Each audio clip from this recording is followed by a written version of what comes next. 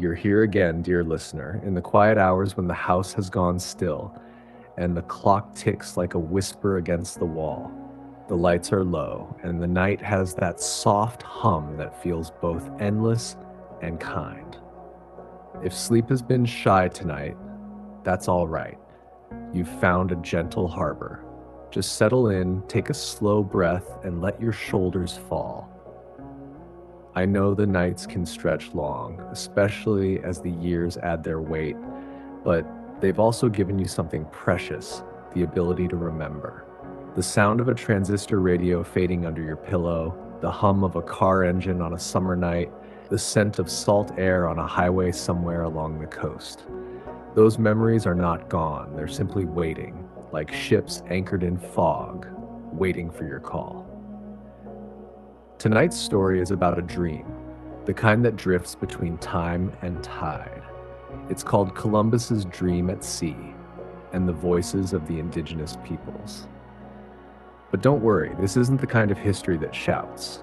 It's the quiet kind, the kind that remembers the ache and wonder of discovery and the songs of those who were already here long before sails cut the horizon. Close your eyes now. Picture the sea, not fierce, but drowsy, painted in silver moonlight. The year doesn't matter. Maybe it's 1492, or maybe it's 1972, and you're sitting on a beach in California, your toes in the sand, watching the waves roll in.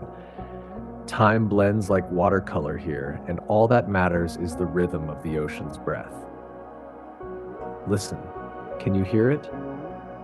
The creak of wood, the sigh of ropes, the murmur of distant voices carried on the wind. Somewhere between dream and waking, a man stands at the edge of his ship, staring into the night. His name is Columbus, but not the one from the school books. This is Columbus the dreamer, the restless soul who sometimes wonders if the sea is listening back. And beyond the horizon, there are other voices, ancient, patient, and wise, the voices of the indigenous peoples whispering through the wind like a lullaby made of earth and rain. They do not argue or accuse tonight. They simply tell their truth, softly, as if reminding the stars of all that came before. So rest your heart, traveler. Let this night be a gentle crossing, not of oceans but of time and spirit. Let the story guide you slowly into stiller waters. And if your eyes begin to close before it ends, that's perfectly fine. You're meant to drift. That's how every voyage begins. The ocean was not a place that night. It was a feeling, wide, silver, and slow as breath. The ship drifted upon it like a cradle, its timbers groaning softly with the rhythm of the tide. Above, the stars scattered themselves across the dark, like the faint glow of street lamps in an old town long remembered. And somewhere between those stars and the water below, the dream began to unfold. Columbus stood at the bow, his hands resting on the worn rail. The salt wind brushed against his face, tugging at the edges of his thoughts. He wasn't the stern figure carved in marble in city squares. No, tonight he was simply a man at sea, half lost, half awake, wondering whether the horizon was leading him forward or drawing him back into himself. He could hear the sea talking, not in words, but in murmurs that touched the edge of understanding. Waves rose and fell like a slow heartbeat. Somewhere in the dark, a gull cried out, then vanished into the wind. Columbus thought of home, though home was a word that changed shape each time he tried to picture it. Was it the port he had left behind, the land he hoped to find, or the quiet place within that no map could show? He closed his eyes, and for a moment, the air grew still. The smell of the sea faded, replaced by something older, the scent of wet earth after rain, the rustle of leaves, the hum of a drum. It was faint at first, like the sound of a distant memory. Then it grew clearer, forming into rhythms that pulsed through his chest. Voices began to rise, not loud, not angry, but steady and sure. They spoke a language he did not know, yet it felt familiar, like the heartbeat of the world itself. He opened his eyes, and the sea had changed. The waves shimmered with shapes and shadows, the outline of a coast, tall trees swaying beneath a gentle sun, people moving with the ease of those who belong. Children's laughter mingled with birdsong, and the air was filled with the scent of smoke and blossoms. Columbus drew a breath, but he did not speak. The dream was fragile, a thin thread between his heart and theirs. He watched as the people lifted their faces toward the sky as if greeting the dawn. And though they did not see him, he felt their presence reach across the water. He wondered if this was discovery or remembrance. If the sea itself had brought him not forward, but back to the beginning where everything was whole. The wind shifted again, and the vision began to blur, melting into the moonlight. The drums faded, replaced by the creak of the ship and the sigh of the ropes. He was alone again, though the feeling of those voices lingered in his chest, calm, ancient, kind. He leaned on the railing, gazing into the distance. The stars above seemed closer now, as if listening. And somewhere deep inside the ocean's pulse, he heard a whisper, gentle as a lullaby. We were here before the sails, before the maps, before the names. We are still here. Columbus closed his eyes once more. His body swayed with the sea's rhythm, and his mind slipped into that soft place between waking and sleep. He thought of how every explorer must also be a dreamer, not chasing conquest, but searching for peace. He let the thought drift, like a lantern released into the dark. The ship glided onward through the quiet. Above, the moon rested on a bed of slow-moving clouds. Below, the water shimmered like glass, carrying both the weight of history and the hush of forgiveness. For a while, there was nothing but breath, the faint knock of the mast and the song of the waves. Then, from somewhere deeper than memory, the voices returned. This time, they spoke through the wind, mingling with the ocean's sigh. They spoke of time, of land, of belonging. They spoke of how the earth remembers the footsteps of all who walk upon it, and how the sea remembers every ship that's crossed its skin. They spoke of patience, of endurance, of roots that hold firm even when storms rise. Columbus listened, though he didn't understand the words. Yet, in his heart, he felt the meaning, a soft ache that wasn't guilt or pride, but something gentler. The sense that he was only one small note in a song that had begun long before him and would continue long after. He smiled faintly, the lines on his face deepening in the moonlight. Then he whispered into the night, "I hear you." And from across the great dark sea, the wind carried back a single breath. Then listen and rest. The dream deepened. The dream held him like the ocean holds a small boat, not tightly but tenderly, allowing it to drift where the current chooses. The stars had dimmed slightly, as though clouds of memory were passing across them. Columbus stood very still, afraid that even one breath too loud might break the spell. He had sailed many nights before, nights when the sea was cruel, when thunder cracked open the sky and the men whispered prayers they half remembered from their childhood. But this was not that kind of night. The air was calm, and the sea sang softly, a melody too ancient for any man to claim. The sound rose and fell, a low hum woven with voices. Not one voice, but many, each carrying the tone of wind through leaves, of rivers moving over stone. It was not a song of mourning, nor of anger. It was something quieter, a song of remembering. He felt it before he understood it, the rhythm of words carried by waves that had crossed centuries. And though the language was not his, its warmth entered him like sunlight on skin. We were born of this water, the voices seemed to say. We knew its moods before the sails came. We walked the shores where the sea kisses the earth, and we called it home. Columbus closed his eyes. The ship beneath him felt less like wood and rope and more like breath. Alive, aware. He placed a hand on the rail, and in that moment he was not the explorer of stories, not the man with maps and measurements. He was simply a listener. The sea began to show him pictures, soft and shimmering, like dreams glimpsed through water. He saw the shoreline as it once was, green, wild, filled with the scent of cedar and saltgrass. He saw people tending fires, their laughter rising with the smoke.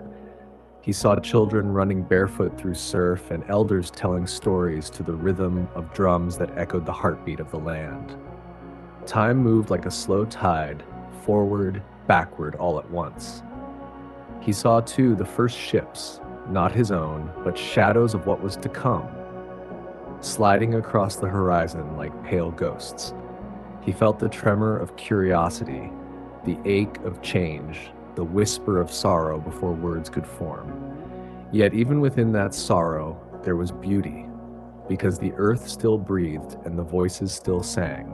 We are the breath beneath the water, they said. We are the hum inside the wind. You cannot find us on any map, because we are the map itself, the memory of where everything began. Columbus opened his eyes. The vision trembled before him, bright and real. He wanted to speak, to tell them that he meant no harm, that he was searching for something more than land, perhaps forgiveness, perhaps meaning. But when he tried to form the words, they dissolved into mist. And then from the center of the sea, a single figure rose, not walking, not floating, but existing, like light upon the surface of a dream.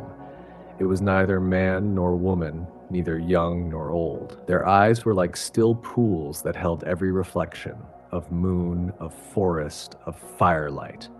When they spoke, the sound was not heard but felt, a vibration within his chest. Do you seek new worlds, the voice asked, or do you flee the old ones?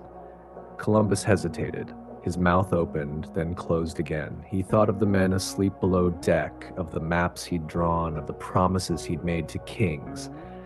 But in this dream, those things seemed far away, like pebbles at the bottom of a deep sea. I seek, he whispered, what has not yet been seen. The figure's expression did not change. Their gaze drifted toward the stars. Then look again, they murmured. For what has not yet been seen often already exists, waiting for eyes that can finally see. The waves shimmered around them, their surface flickering like candlelight. The figure lifted a hand, not in warning, not in blessing, but in recognition. Then, as softly as they had appeared, they dissolved into the silver mist. Columbus felt the echo of their words lingering in the air, gentle, persistent. He leaned over the rail and stared down at the reflection of the moon. It wavered on the ripples, as though smiling at him. He thought of the stories he had heard as a child, of gods and ghosts and seas that whispered secrets. Maybe all of it was true in some way. Maybe truth wasn't something to be conquered, but something to be heard. The wind sighed again. He could almost hear laughter, not mocking but welcoming, like the laughter of people sitting around a fire. It was warm, kind, and steady. It filled the space between his heartbeats. The dream shifted once more. The stars began to move, circling slowly above the ship. The constellations seemed to draw new light from past directions, and like stories of balance, of sea giving and taking in equal measure. Columbus exhaled. He was relaxed. First thing, no urgency. Voyage no longer felt like a race against the unknown. It felt like a lesson, quiet and infinite. The voices beneath the waves faded to a hum again. But now he knew they would always be there, part of the rhythm of the ocean, part of the silence between breaths. He rested his head against the wooden rail, eyes half closed. The sea rocked the ship gently, like a cradle. And before sleep took him fully, he whispered to no one and everyone, "May we all listen better." The sea carried him farther than any compass could mark, past longitude, past fear, past the edge of maps drawn by mortal hands. The ship no longer seemed to move through water, but through time itself, a liquid mirror reflecting both what was and what would be. Columbus stood at the center of the deck, though deck no longer felt like wood beneath his feet. The boards glowed faintly, like moonlight turned solid. The sails above fluttered without wind, breathing in and out as if the ship itself had lungs. He was no longer entirely awake, yet he wasn't asleep either. The dream had swallowed him gently, and he drifted within it like a leaf in slow current. From beyond the mist came a pulse, low and steady. It began as a sound, then became rhythm, then became vision. The ocean parted like silk, revealing not depths but scenes, clear as glass, luminous as memory. He saw a shoreline, not barren, not waiting, but alive. Children's laughter mixed with the distant thunder of waves. Women wove baskets from reeds while humming soft melodies that rose and fell like tides. Men carved canoes, their hands sure and practiced, their faces calm. Smoke from cooking fires curled lazily into the sky. Birds circled above, their cries sharp and joyful. The land was green, breathing, whole. Columbus's throat tightened. He had read of distant lands, of gold and glory and conquest. But this was not what the stories had promised. There was no emptiness here to be filled, no silence to be broken, only life, balanced like the hush between heartbeats. The dream drew him closer until he stood among them, unseen but present. He could feel the warmth of the fire, the cool spray of the sea on his face. He smelled the sweetness of roasted maize, the salt of drying fish. He saw an elder sitting by the fire, eyes reflecting the flames. The elder's hair was streaked with silver, their hands weathered but steady. Around them, children gathered, leaning forward as the elder began to speak. The words were not in any tongue Columbus knew, but the meaning unfolded inside him like music. The elder spoke of the sea, of how it was once a mother, carrying songs from one shore to another, of how the stars above were her eyes, watching over the waves. Then the elder's gaze lifted, as if they could see through time, through the dream, through Columbus himself. The sea remembers all who cross it, the elder's voice said inside his mind, even those who do not remember her in return. Columbus felt something shift deep within his chest, a quiet ache, neither guilt nor sorrow, something softer, like the longing of one who realizes they have been searching in the wrong direction. He wanted to speak, to ask forgiveness, to promise understanding, but the dream held him silent. The elder lifted a small shell, held it to the firelight, and spoke again. Every shell carries the voice of the sea. Even when taken far from her, it still remembers her song. Columbus listened. The firelight reflected in his eyes like stars upon water. He reached into his coat pocket and there, impossibly, found a shell, pale, smooth, shaped by years of waves. He lifted it to his ear. Inside, he heard not just the roar of the ocean, but laughter, footsteps, heartbeat, breath, the sound of a world that existed long before he had dreamed of crossing it. The vision trembled, then deepened. The elder's voice faded, replaced by another, a woman's voice, low and melodic, carried by the wind. She spoke not to him, but to the sea. "Do not be angry, mother. They come with sails and iron, but they are only children of another dream. We will endure. We always have." Her words sank into the waves, glowing faintly before dissolving. Columbus turned his gaze toward the horizon. The colors there were changing, soft pink melting into gold, then fading into gray. Dawn was coming, or something that resembled it. But instead of light, the sea brought him more voices. Hundreds now, each whispering fragments of story. He saw hands shaping clay pots, fingers weaving feathers into cloth, faces painted for celebration. He saw ceremonies beside rivers, dances under full moons, prayers whispered into firelight. He saw lives, endless and ordinary and sacred, all at once. And he realized with a calm that surprised him that these were not ghosts. These were memories. The Earth's own memories, still alive, still breathing through the soil and wind. He felt himself growing smaller, before their vastness. The title of discoverer seemed meaningless here.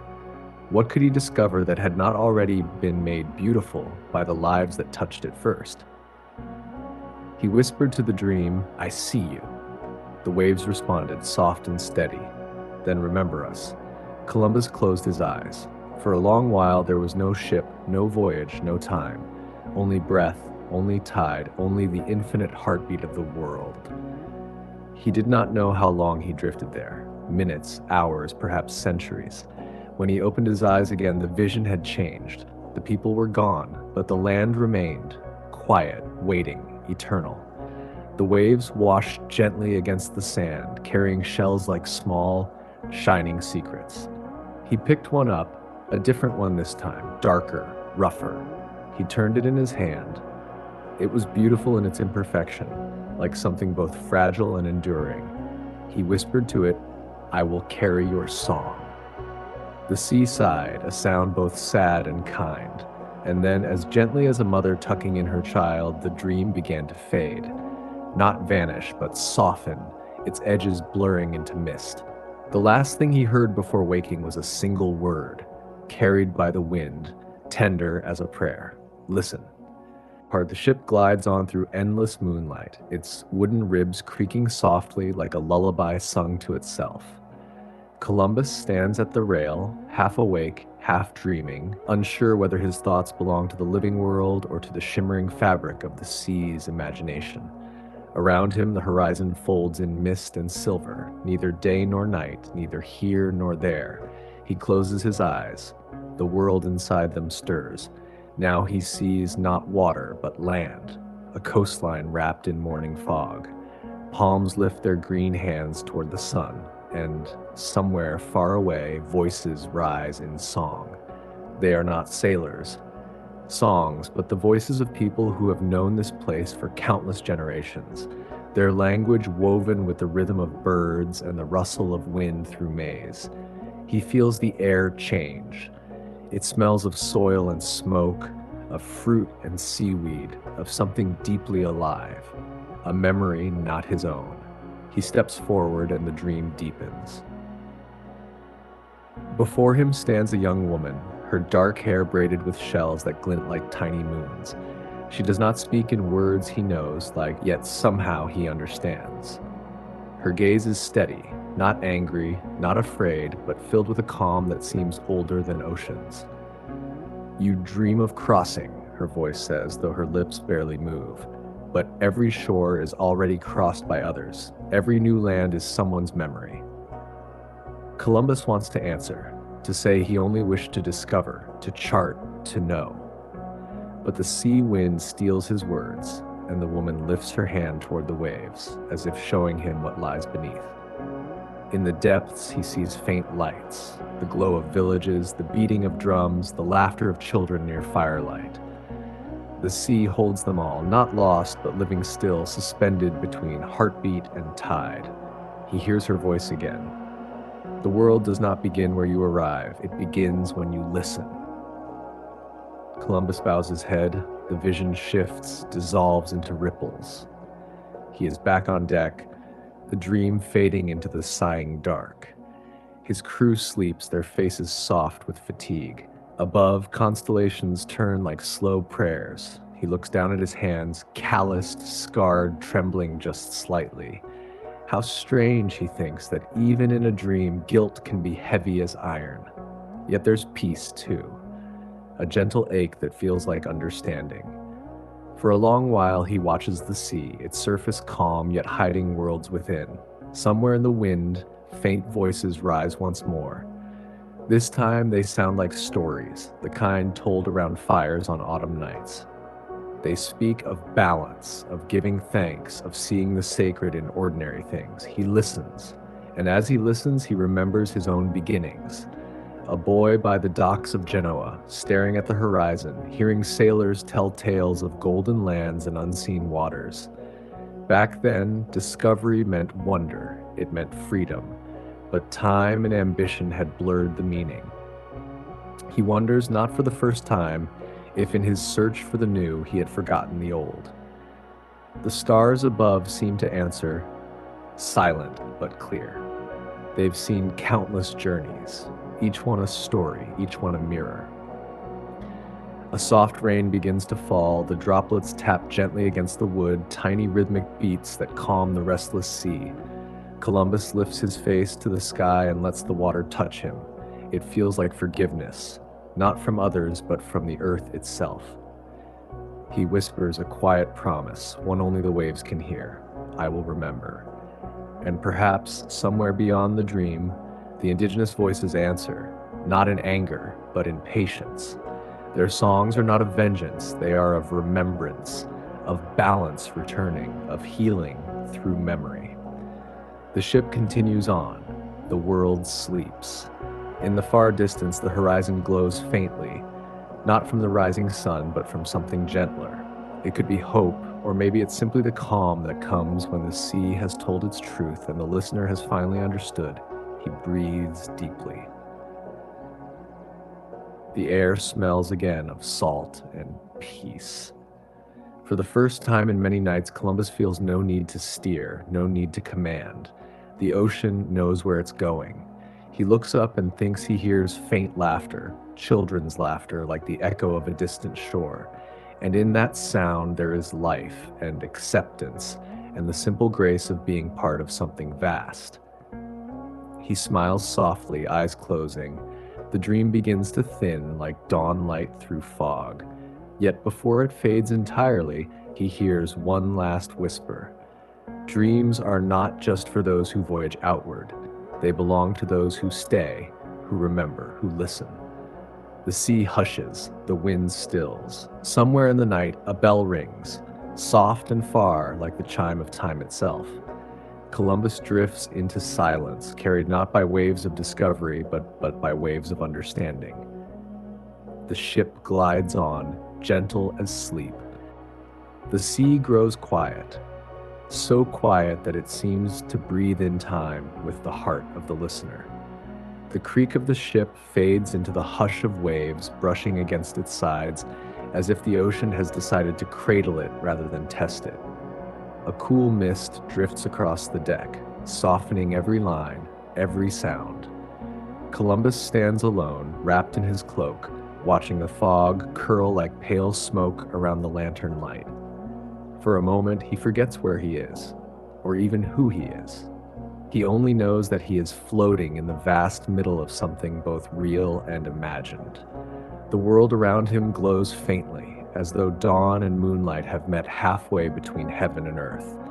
He remembers the voices again, the songs of the indigenous peoples echoing gently through the air. They no longer sound distant. They are close now, near his heart. The melodies weave with the slow rhythm of the tide, deep, patient, unhurried. In the dream, he begins to see shapes forming within the mist, figures moving, dancers, storytellers, elders seated by firelight. Each one carries a fragment of memory, a whisper of time before sails and flags. They are neither ghosts nor visions. They are keepers of balance, of continuity. Their eyes meet his, but without judgment, only knowing. Columbus feels something shift inside him, not guilt, not sorrow exactly, but recognition. He sees that discovery is not about arrival. It is about awakening. And in this moment, he is awake in a way he never was beneath the daylight sun. He hears one of the voices, a man's this time, calm and grounded like the deep earth. Do you see now? The sea is not yours to conquer. It is your reflection. You came seeking a world to claim, yet what you found was the world within yourself. Columbus bows his head. The fog thickens around him. When he opens his eyes again, the deck has changed. The ship seems older, its timbers glowing faintly with age. The sky above has turned into a river of stars, brighter and closer than before. He feels as if he could reach out and brush his fingertips across the constellations. He thinks of the night skies of his boyhood, the small window overlooking the Genoa harbor, the smell of salt and tar, the murmur of sailors' tales floating up from the docks. He had believed then that the horizon was a promise. Now he knows it is also a mirror. always showing what lies within. The mist parts slightly, and before him appears a wide shore bathed in silver light. On it stand countless people, men, women, children, elders, all facing the sea. Their expressions are serene, steady. Some hold torches, others lift hands as if in blessing. The light from their fires dances across the water, forming a path that glows like a bridge between two worlds. Columbus feels the urge to step forward, but he hesitates. "Will you let me come ashore?" he asks softly, not sure whether he's speaking aloud or within the dream. A woman's voice answers, gentle as a breeze through cedar leaves. "You have already crossed. You stand not on foreign land, but in remembrance. To walk here is not to claim, but to listen." He takes a slow breath, and the mist around him ripples with light. In that shimmer, he sees flashes of history. Ships, cities, children playing, elders teaching, rivers winding through forests that hum with life. He sees both joy and pain, beauty and loss, the full tapestry of a world older than his maps could ever hold. The images drift by like clouds. Each one tells a story, and each story asks only to be remembered. Columbus closes his eyes and lets the scenes flow through him. The feeling is neither pride nor regret, but something quieter, humility perhaps, gratitude, the awareness that all discovery is shared and all journeys end in understanding. The voices soften now, turning into a lullaby. Their rhythm matches the gentle sway of the sea. The words are in no single language, yet they are clear. All are travelers. All are dreamers. The earth remembers every footstep, but it forgives too when hearts learn to listen. The ship begins to drift again, slow and steady. The mist thins, revealing the stars above, not cold but warm, glowing like old lamps along a familiar street. Columbus feels their comfort, the same kind that once lived in his mother's voice, in the quiet sound of home. He whispers to himself, "Perhaps this is what I was meant to find. Not land, but peace." The sea answers with a hush. He leans on the rail, watching the moon trace its silver path across the water. The reflection stretches endlessly, like a road leading back through every year of his life, through storms and calm, victories and regrets. The sound of the waves begins to blend with the soft hum of memory, and time seems to loosen its grip. The dream does not end. It merely slows, like a tide turning toward rest. And if someone far away, maybe you, listening now, happens to breathe a little easier or feel the weight of the day lift from your chest, then perhaps the dream has done what it was meant to do. To remind you that peace is not something we must find in faraway places. It is the quiet that comes when we finally allow the past and present to meet, without hurry, without fear, just stillness. The sea lies still now, not asleep, but listening. Every ripple has slowed, every sound softened until the world seems wrapped in velvet blue. The stars above shimmer gently, their reflections trembling across the water like candlelight on polished glass. The ship drifts in the center of it all, small, silent, and eternal. Columbus stands at the bow, one hand resting against the worn wood. His face is turned toward the horizon, though he no longer looks for land. What he sees now is something else entirely. The faint glow of understanding, spreading quietly through the fog of his thoughts. Behind him, the crew sleeps without fear. Their breathing rises and falls like the rhythm of gentle waves. For once, there are no orders to shout, no maps to unfold, no distances to measure, only the steady hum of the ocean's heart. The dream begins to fold inward, the edges blurring softly. He feels a presence beside him, familiar, calm. It is the woman again, the one whose hair carried the shells of the sea. She looks at him with that same patience, that same quiet strength. "You've traveled far," she says, though her voice feels more like wind than sound. "And what have you found?" Columbus hesitates, then smiles faintly. I've found that the sea is not empty, he says. It's full of memory, full of voices I never knew how to hear. She nods. The ocean remembers everyone who crosses it, but memory isn't a burden, it's a bridge. Every wave that touches another shore carries both the past and the promise of forgiveness. He lowers his gaze, the corners of his eyes damp with something between tears and sea mist.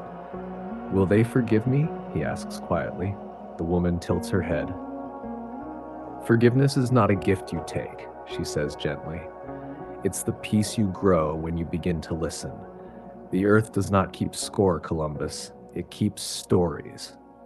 Her words sink deep like stones dropped into still water.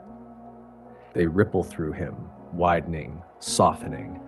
He closes his eyes and feels them echo through his chest, the weight of guilt giving way to something lighter, something like grace. A soft wind stirs. The fog drifts away, revealing a shoreline made of light. It is not a place on any map, but it feels like home. Trees shimmer with silver leaves, rivers sparkle like threads of glass. The air hums with the faint music of distant drums, the same rhythm he heard in the first dream, now pulsing with life. He knows this isn't a land to conquer. It is a memory to protect, a promise to keep. Somewhere beyond him, dawn is beginning to breathe, the faintest gold stretching along the curve of the sea. But this dawn is gentle, unhurried. It moves as if careful not to wake those still dreaming. He turns to the woman again. If I wake, will I remember this? She smiles, her face glowing with the first touch of morning. Only if you choose to. But even if you forget the words, the peace will remain. It always does. He nods. Then perhaps that is enough. The ship rocks softly, the sound of water brushing against its hull like a lullaby. The crew stirs faintly in their sleep, murmuring, sighing, but they do not wake. Columbus takes one last look at the endless sea. It seems smaller now, friendlier somehow. The fear has gone. What remains is a deep, steady calm, the kind that comes when one has finally stopped searching for what was never lost. He whispers into the wind, "Thank you." The breeze carries the words away, scattering them across the ocean like petals. They drift over waves, across unseen shores, through forests and fields and villages, tiny messages of peace returning to the world he once tried to claim. The sea answers in its own language, a low hum, tender and eternal. He feels his body grow lighter, his thoughts slower. The horizon shimmers. The stars begin to fade, one by one, but they do not vanish. They simply melt into the soft blush of dawn. Time folds around him like a blanket. In the half-light, he sees other figures emerging, sailors, dreamers, and the countless souls who have crossed oceans in search of meaning. Some are old, some young, some from worlds that never met. Yet here, they are one, all carried by the same tide of longing, all resting in the same gentle peace. And beyond them, faint but unmistakable, the voices of the indigenous peoples rise again, not as warning, not as lament, but as harmony. They sing to the sea, to the sky, to the sleeping and the awake. Their song carries the rhythm of renewal, of the world breathing in and out, of time healing itself. The melody seeps into the timbers of the ship, into the salt in the air, into the pulse of the ocean itself. Columbus listens, letting it move through him like warmth spreading through cold hands. He whispers, barely audible, "So this is the real discovery." The light brightens, soft and kind. The dream begins to fade, not as something ending, but as something being absorbed into the soul. He feels himself drifting, not falling. The woman's voice returns one last time. "Sleep, traveler. The sea will hold your story. The earth will remember your change." He exhales slowly, the sound blending with the sigh of the ocean. And in that final breath, the world becomes very still. The stillness that comes after forgiveness, after understanding, after the long, long voyage home. The tide whispers against the hull. The stars fade, the horizon breathes light. And somewhere, perhaps not far from where you are listening now, the dream of peace continues, passing gently from the sea to the heart, from the heart to the night, from the night to sleep. The dream has quieted now. The sea is still, its song fading into silence, like the final note of a hymn that lingers long after the choir has gone. Above, dawn stretches tender fingers of light across the horizon, not bright, not sharp, but warm and slow, as though the sun itself is reluctant to wake the world too soon. Columbus stands one last time at the rail of his ship.